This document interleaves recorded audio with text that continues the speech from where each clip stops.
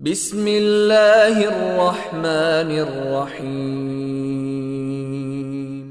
سبح لله ما في السماوات وما في الأرض وهو العزيز الحكيم. يا أيها الذين آمنوا لم تقولون ما لا تفعلون؟